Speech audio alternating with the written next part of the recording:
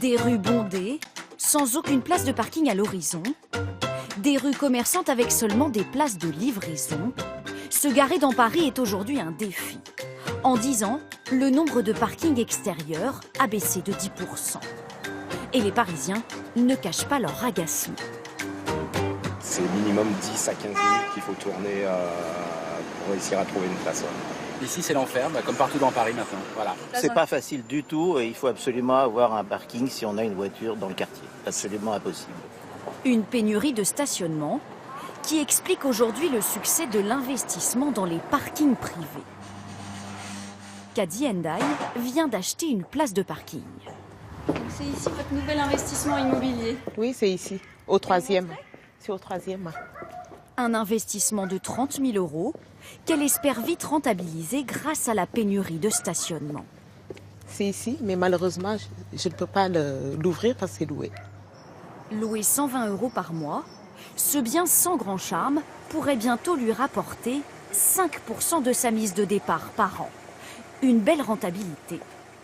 Un premier investissement immobilier plus abordable qu'un appartement et qui permet un complément de revenus. À long terme, ça me permet d'avoir un investissement pour ma retraite. À Paris, les parkings privés sont peu nombreux, surtout dans les arrondissements les plus anciens où les immeubles en sont dépourvus. Dans cette agence, les places à vendre sont rares et on confirme que les prix peuvent s'envoler. Une place, un emplacement de parking non clos et non fermé à partir de 15 000 € à peu près. Et puis ça peut aller chercher pour un box sécurisé jusqu'à 80-90 000 € dans certains quartiers. Des prix très différents d'un parking à l'autre, mais aussi des taux de rentabilité très variés. À Paris, voici les arrondissements les plus rentables. Ils rapportent près de 6% par an. Ensuite, ceux qui rapportent plus de 5%. Enfin, les moins rentables, mais ils restent encore 4 à 5 fois plus intéressants qu'un livret A. Olivier Lévy conseille les investisseurs qui veulent se lancer dans le parking. Il les vend par lot. Selon lui, pour investir dans le bon parking, il faut faire attention à la localisation, mais pas seulement. La largeur de la rampe, la largeur des places. Effectivement, vous pouvez y mettre n'importe quel type de véhicule, de la petite citadine au gros 4x4. Donc ça, c'est très important. La luminosité, forcément, cela rassure. Et le niveau de sécurité, les bacs de sable, les niveaux d'extincteurs. Cet étage s'est vendu 280 000 €. Nous avons vendu tout le plateau, c'est-à-dire 15 places à un seul investisseur. En province, les parkings se vendent moins cher. L'investissement peut donc être encore plus intéressant. Christian Martin a acheté ses premiers stationnements il y a quelques années et depuis, il n'arrête plus d'investir. 2, 3, 4 et 5 dans ce parking. J'ai acheté il y a 2 semaines 2 autres places dans le bâtiment situé juste en face. Et puis je suis aussi propriétaire depuis quelques années d'un garage sur Roanne et d'un autre garage sur Lyon.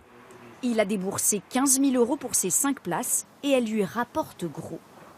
Dans les meilleures années, j'ai pu gagner jusqu'à 2 500 € par an, et ce qui fait une rentabilité d'un peu plus de 18%. Mais il n'y a pas que la rentabilité. Les règles pour louer un parking sont aussi beaucoup plus souples que pour un appartement.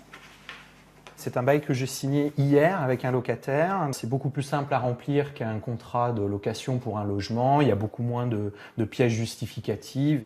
Ce commercial s'est lancé dans les parkings après une mauvaise expérience avec un studio. Entre mauvais payeurs et locataires qui dégradaient son bien, il préfère ce type d'investissement. Je me suis rabattu sur les parkings et les garages puisque on ne va pas me casser mon béton dans mon garage ni me défoncer ma porte d'entrée de garage. Et puis derrière, comme ce sont des faibles montants, j'ai quasiment aucun souci d'impayé. Les frais de notaire sont en revanche plus chers et peuvent réduire les intérêts.